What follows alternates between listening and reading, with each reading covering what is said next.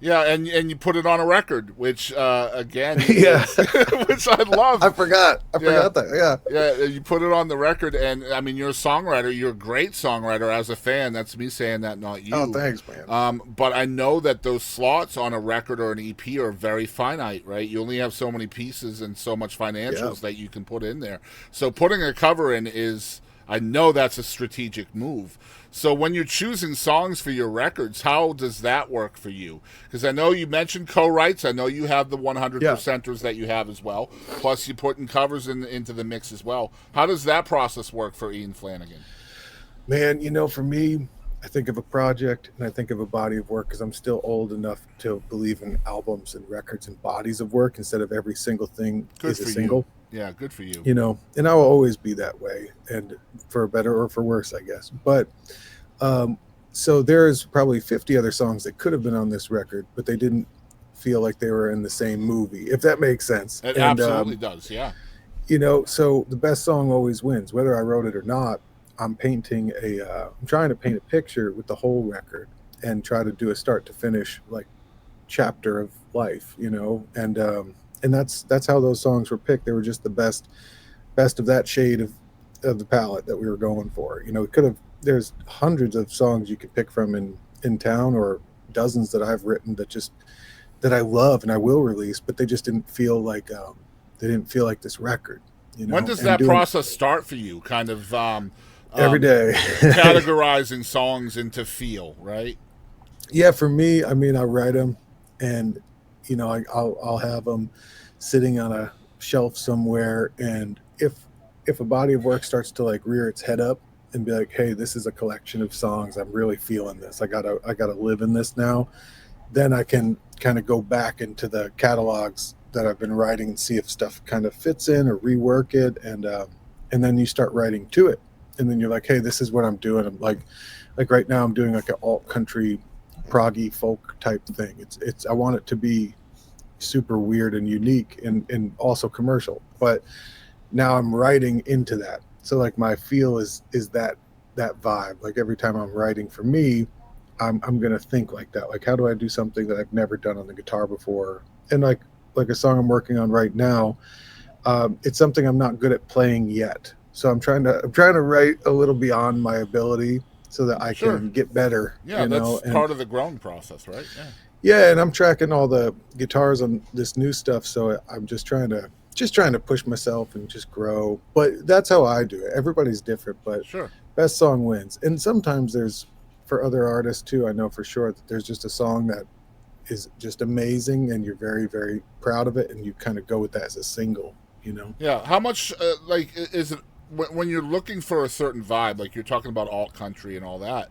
How much of that is jump started by having a song that you all of a sudden believe in wholeheartedly? Like A lot. this right here is badass. I need to create something around this vibe and continue to write within this sphere. Is it almost always song based?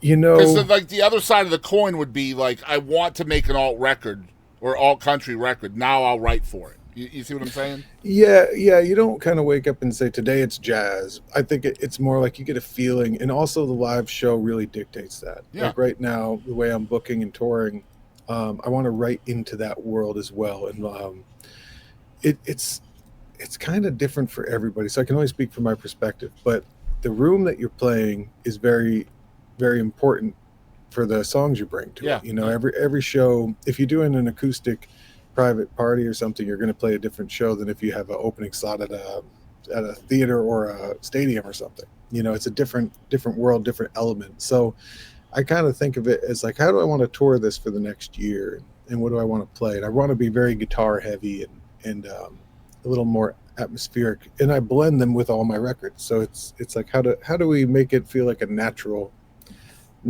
appendage of all this This is music? brilliant, man. This is really smart in that basically what you're doing, and correct me if I'm wrong, basically what you're doing is the brand is Ian Flanigan, and then in 2026, the brand is going to be bringing you this vibe.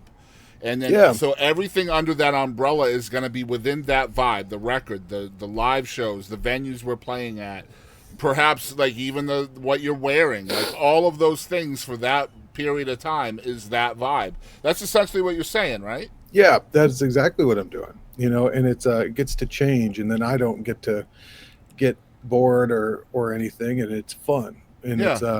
and I get to grow, and I'm very fortunate to have a team around me that allows me to do that, and And I it's imagine very you're cool. growing in many different ways too. I mean, personally, artistically, your fan base is going to grow because you're going to be reaching people that are of a different, have different likes and dislikes. Right? You're doing different venues, a different Yeah, style of and music. Like, there's so much growth involved in that.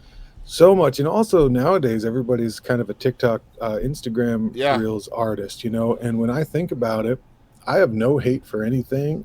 I think that it's just different. It's more and it's different. And like I'm an album guy. I like long-winded stuff. I like meditation music that I make on the side. And it's like TikTok and Instagram, you basically have 15 seconds to do your thing. yeah, And that's not very natural for me, but I also like the challenge of like, well, how can I do what I do in this world too?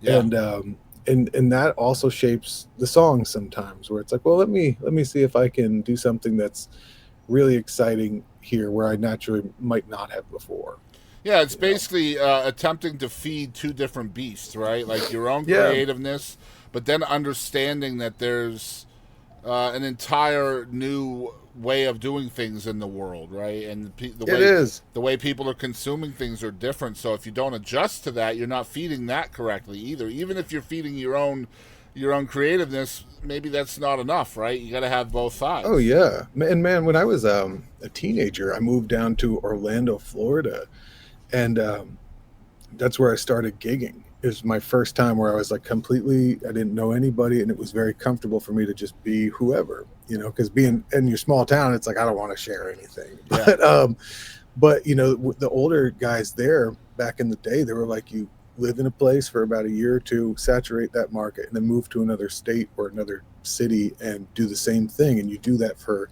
an indefinite amount of time, and that's your tour history, and that's how you build a career. And yeah, that's what I've always done.